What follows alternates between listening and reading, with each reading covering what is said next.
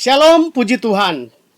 Selamat kita memasuki malam yang indah bersama Tuhan pada hari ini. Namun sebelumnya kita terlebih dahulu untuk mendengarkan firman Tuhan sebagai renungan bekal dalam perjalanan kehidupan kita. Mari kita berdoa untuk menyambut firman Tuhan dalam ibadah tengah minggu ini. Bapa yang baik, kami bersyukur kepadamu Bapa, karena sangat baik Engkau dalam hidup kami. Kami boleh melintasi waktu-waktu yang sudah kami lewati. Itu semua karena memang Tuhan izinkan kami lewati waktu itu dengan segala aktivitas kami, segala kesibukan kami. Dan pada malam ini Tuhan, kami masuki waktu-waktu yang akan kami gunakan untuk beristirahat. Namun sebelum kami beristirahat, kami mau dengarkan firman Tuhan sebagai renungan firman Tuhan di tengah minggu. Oleh sebab itu Bapa, urapi kami semua. Tolong hamba-Mu, pakai dengan kuasa-Mu Bapa. Terima kasih. Kami sambut firman-Mu dalam nama Yesus. Haleluya. Amin. Bapak Ibu, pada para pendengar yang saya kasih dalam Tuhan Yesus Kristus, khususnya Jemaat GPKD Eklesia yang saya kasih dalam Tuhan Yesus Kristus, pada kesempatan ini saya akan berikan judul firman Tuhan hari ini adalah Kita Hanyalah Ciptaan. Saudara-saudara yang kasih dalam Tuhan, tema ini adalah di mana mengingatkan kita bahwa dalam kitab Kejadian pasal 3 kita di sana melihat bahwa Tuhan menciptakan manusia dan membentuk manusia dan memberikan rohnya kepada manusia sehingga manusia itu bernafas, karena manusia itu terbuat dari tanah liat. Tapi dalam perjalanan kehidupan manusia melawan perintah Tuhan. Dan akhirnya manusia hidup dalam banyak masalah, banyak pergumulan, banyak tantangan. Bahkan hari-hari ini tidak sedikit manusia hidup dalam kesombongan. Karena dengan segala fasilitas yang Tuhan percayakan kepada manusia itu sendiri, tapi manusia tidak sadar. Dan manusia mulai hidup dalam kesombongan. Salah satunya ketika manusia memiliki kelebihan harta, ya, pangkat, ya, pendidikan tinggi, gitu kan, dan mungkin dihormati. Nah, banyak manusia mulai lupa bahwa apa dalam kehidupan kita hanyalah ciptaan atau juga hanyalah pemberian dari Tuhan. Oleh sebab itu, apapun yang kita miliki hari ini, kita harus bersyukur bahwa itu hanyalah sebuah kepercayaan Tuhan untuk kita miliki. Ya, Tuhan memberi kepercayaan kepada kita untuk kita gunakan. Apakah itu harta, pangkat, pendidikan, jabatan, apapun yang saudara miliki hari ini, termasuk kesehatan saudara dan saya. Tanpa Tuhan berikan kesehatan kepada kita, mungkin hari ini kita juga mungkin sedang mengalami sakit. Tapi itulah Tuhan kita, bahwa Dia akan menjamin setiap kehidupan manusia. Tapi terkadang manusia lupa penciptanya. Kadang-kadang manusia lupa siapa yang menghadirkan manusia itu di dalam dunia ini. Tuhanlah sendiri yang menghadirkan kita, sehingga harus kita sadar bahwa kita ini adalah ciptaan saja. Oleh sebab itu sekali lagi, jangan kita sombong. Kita harus belajar bersyukur kepada Tuhan. Kita harus belajar berterima kasih kepada Tuhan. Kita harus belajar mengembalikan seluruh hidup kita kepada Tuhan.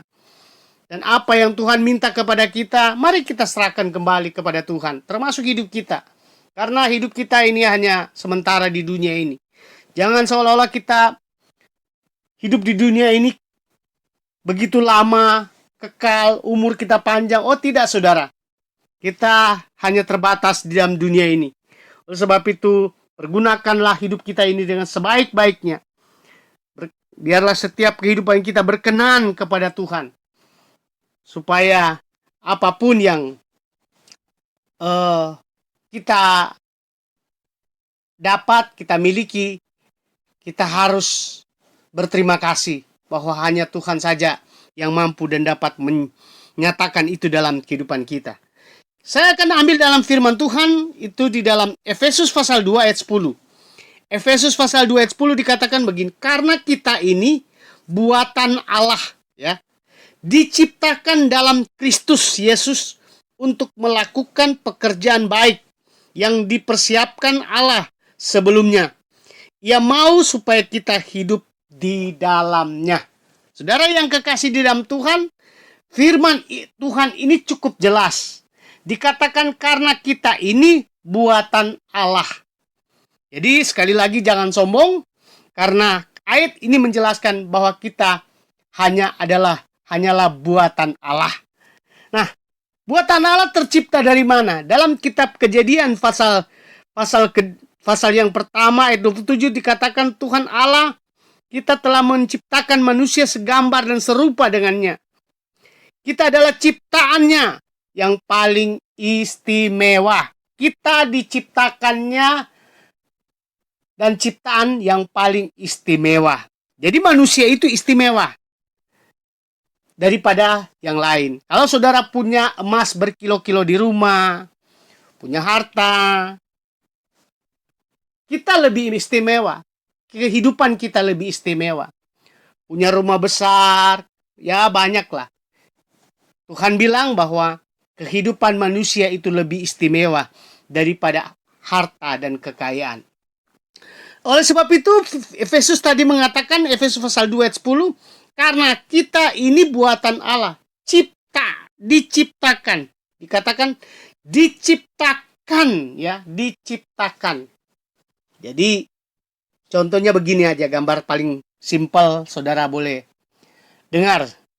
Saudara bikin kue, apa saja yang saudara suka. Tiba-tiba kue itu jadi. Siapa yang membuatnya? Saudara yang membuatnya. Dan kue itu jadi. Nah, kehidupan kita sama.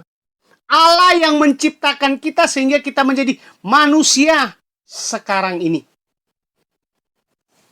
Dan dikatakan diciptakan dalam Yesus, ya Kristus Yesus untuk melakukan pekerjaan baik. Jadi tujuan Allah menciptakan manusia adalah supaya manusia juga melakukan perkara-perkara yang baik. Tapi tidak sedikit manusia hari-hari ini terjerumus, bahkan mau hidup di dalam kejahatan, hidup di dalam dosa, hidup di dalam perbuatan-perbuatan yang menyakiti hati Tuhan. Saudara, sebagai anak Tuhan saya mau ajak, mari jangan ke sana. Keluar dari pikiran-pikiran yang salah. Keluar dari perasaan-perasaan yang negatif. Mari kita kembali kepada firman Tuhan sebagai penuntun dan mengingatkan kita bahwa kita ini hanya adalah ciptaan Tuhan. Dikatakan tujuan Allah menciptakan kita adalah untuk melakukan hal-hal yang baik. Jadi sekali lagi tawaran firman Tuhan kepada kita supaya kita terus melakukan perkara-perkara yang baik. Sekali lagi, jangan kita sombong. Karena kesombongan itulah yang membawa kita kepada kejatuhan. Dan melupakan segala-gala yang baik, ya. Melupakan semua yang baik kalau kita hidup dalam kesombongan. Saudara-saudara yang kasih di dalam Tuhan. Banyak orang ketika tadinya atau kehidupannya susah, tidak memiliki apa-apa. Tapi ketika dia naik tingkat sedikit dalam kehidupannya atau sedikit aja jadi kaya, mulai lupa dasar-dasar kehidupan yang benar. Mulai muncul rasa perasaan dan pikiran sombong dan meremehkan orang lain. Tidak, saudara. Jangan. Semua itu hanya sementara. Apa yang kita peroleh di dunia ini, kita tidak akan bawa pergi. Kita tidak akan bawa pulang. Kemana kita akan dikembalikan oleh Tuhan.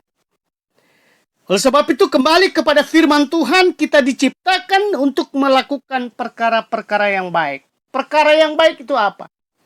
Pertama-tama Alkitab mengatakan mengasihi Tuhan. Hukum yang pertama adalah mengasihi Tuhan, kata firman Tuhan. Lalu perbuatan yang baik lagi apa? Hukum yang kedua adalah mengasihi sesama. Saudara, penting sekali. Kebenaran itu ada dalam diri kita. Karena tanpa kebenaran dalam hidup kita, kita tidak hidup di dalam kasih. Kita tidak hidup di dalam memberi. Kita tidak hidup di dalam kebersamaan. Ya. Bahkan kita saling mencungkil, saling memarahi, saling membenci. Dan bahkan manusia menyimpan akar pahit dalam kehidupan. Saudara, Tuhan Yesus mau supaya kita dibebaskan dari semua akar pahit. Memaafkan orang lain. Menuntun orang lain dalam kebaikan. Sebab itu kita harus tahu dulu. Kehidupan kita ada di mana. Kalau kita ada pada kebenaran, pasti bisa kita menuntun orang lain kepada kebenaran. Tapi bagaimana kita mau menuntun orang lain dalam kebenaran kalau kita ada dalam kejahatan? Saudara, ini bertolak belakang. Janganlah kita menjadi orang yang munafik, kata firman Tuhan.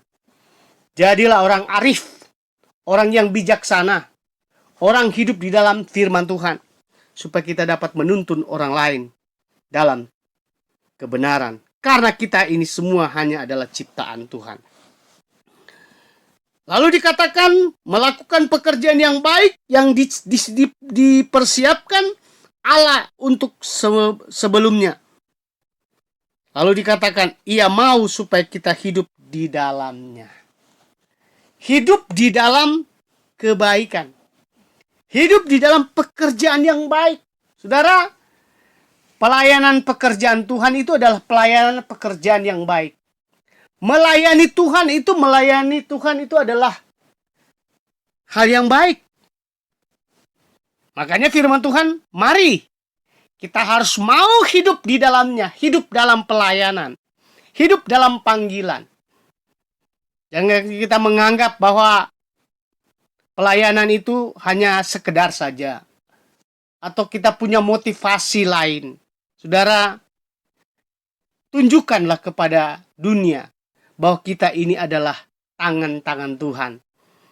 Melayani dunia saat ini yang sedang mengalami kekacauan. Mengalami kerusakan. Banyak orang hidup dalam dosa. Banyak orang hidup dalam perselisihan, permusuhan. Siapa yang dapat mendamaikan mereka? Alkitab mengatakan kita harus jadi pendamai. Kita harus bawa damai bagi dunia yang sedang rusak. Terkadang memang manusia mengalami kekecewaan, kepahitan, dan berbagai-bagai keburukan terjadi dalam kehidupan manusia. Dan seringkali manusia lupa bahwa manusia itu diciptakan serupa segambar dengan Tuhan. Kita ini diciptakan segambar dengan Tuhan. Jadi jangan dirusak dengan perkara-perkara duniawi. Jangan dirusak dengan pikiran-pikiran yang salah, yang membinasakan kita. Ingat, saudara, ketika iblis bekerja, atau saudara mengizinkan, membiarkan iblis bekerja dalam kehidupan kita, dan merebut kebenaran dalam hidup kita, maka rusaklah seluruh keberadaan kita. Jadi jangan beri ruang kepada iblis. Jangan beri ruang kepada amarahmu. Jangan beri ruang kepada kebencianmu. Jangan beri ruang dalam sakit hatimu untuk menghancurkan hal-hal yang baik dalam kehidupanmu. Kita harus menyadari bahwa kita ini adalah ciptaan Allah yang spesial, ya. Ciptaan Allah yang spesial. Jangan sia-siakan kata spesial ini.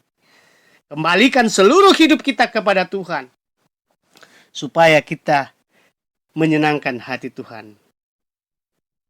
Saudara, tahukah saudara, kita ini adalah ciptaan yang baik. Dan dikatakan tadi, ciptaan yang sangat-sangat spesial. Jika kita pernah mengalami sesuatu yang merusak kehidupan kita, atau gambar Allah dalam diri kita, mari kita buang. Dan kita kembali kepada seperti apa yang Allah buat dalam kehidupan kita sebagai ciptaannya. Ketika kita tahu kebenaran, mari tetap hidup dalam kebenaran. Supaya kita tidak salah menempatkan diri di tengah-tengah dunia ini. 1 Korintus pasal 6 ayat yang terakhir saya baca. 1 Korintus pasal 6 ayat 19. Atau tidak tahukah kamu bahwa tubuhmu adalah bait Roh Kudus yang diam di dalam kamu, Roh Kudus yang kamu peroleh dari Allah, dan bahwa kamu bukan milik kamu sendiri? Hidup kita bukan milik kita sendiri. Hidup kita adalah milik Tuhan. Sebab itu, Yesus naik ke surga dan Dia mengutus penolong bagi kita. Yaitu dikatakan adalah Roh Kudus. Dan Roh Kudus itu akan tinggal di mana? Di dalam diri kita. Dikatakan tubuh kita adalah bait Allah. Jadi ingat, kalau saudara memiliki Roh Kudus, pasti tinggal dalam diri kita. Tapi ingat, Roh Kudus itu bisa pergi. Karena apa? Karena mungkin hati saudara dan saya itu tidak mengizinkan dia tinggal dalam diri kita. Bahkan kita isi dengan perkara-perkara yang merusak hidup kita. Dengan segala dosa, kehancuran. Roh Kudus tidak akan tinggal dalam diri kita. Tapi sebagai orang percaya saya mau katakan, izinkan Roh Kudus bekerja dan tinggal dalam hidup saudara, maka Dia akan menolong saya dan saudara. Akan menolong saya dan saudara. Kemanapun, Roh Kudus akan mengingatkan kita bahwa kita ini hanyalah ciptaan Allah. Puji Tuhan. Itulah firman Tuhan yang saya dapat bawakan. Tuhan Yesus memberkati. Mari kita berdoa. Bapa yang baik, kami bersyukur kami sudah mendengarkan firman Tuhan. Biarlah firman ini sebagai bekal dalam kehidupan kita. Dan kami semua yang ada. Kami berdoa ya Tuhan buat seluruh sidang jemaat. Yang menghadapi masalah pribadi. Yang sakit jamah dalam nama Yesus. Sembuhkan dengan kuasa darah-Mu ya Bapa. Supaya mereka pulih kembali ya Tuhan. Yang mengalami kebimbangan, ketakutan. Kehidupan ekonomi yang morat-marit. Tuhan tolong. Biarlah Tuhan jamah. Tuhan berkati. Sebab itu Bapa, ajar kami berserah, bersandar kepada Tuhan. Ekonomi, pekerjaan anak-anak Tuhan, kami bawa kepada Tuhan. Tuhan cukupkan dengan berkat-berkat ilahi. Terima kasih Bapa dalam surga. Dan berdoa buat bangsa dan negara Indonesia, kami serahkan ke dalam tangan anugerah-Mu. Pemerintah yang ada, ya Tuhan tolong. Nama Tuhan dipermuliakan di tengah-tengah bangsa ini Tuhan. Terima kasih Bapa dalam surga. Segala puji hormat syukur kami kembalikan kepadamu. Dalam nama Yesus. Haleluya. Haleluya. Amin. Tuhan Yesus memberkati kita semua.